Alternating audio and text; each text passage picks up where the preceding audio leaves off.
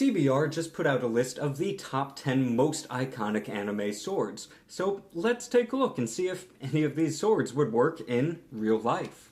Up first is the Sword of Kusanagi. It would definitely work as an actual sword because it is. Many people would say that it's a ninjato or a chokuto, but it's more of a shikamuze, which is a Japanese sword cane. The Demon Dweller sword is definitely a large sword. However, it looks pretty thin, so it might actually be relatively light and usable, though that would mean that it would be more prone to breakage. And it really gives me entrenching tool vibes. The Scissor Blade from Kill La Kill. It is entirely metal, so it would be quite heavy in real life. However, the shape reminds me a lot of some Swiss sabers, so might be able to work. Future Trunks' sword is pretty much a European longsword, arming sword type of thing. It is a shorter blade, so it's kind of strange how it has a two-handed grip, however it would be perfectly functional. This picture doesn't really showcase a dark repulsor too well, although it would be a perfectly functional sword, if slightly unorthodox. The widened tip would make thrusting quite painful.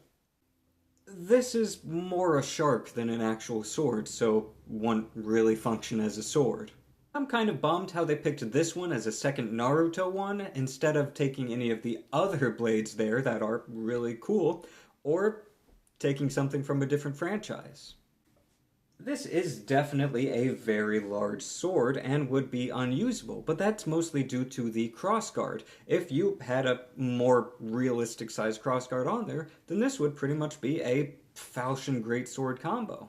This is trying to not be a super big anime sword. Instead of being like the 50 pounds that a Buster sword would be, this would be closer to 25, which is still twice as heavy as the heaviest historical swords that were actually used.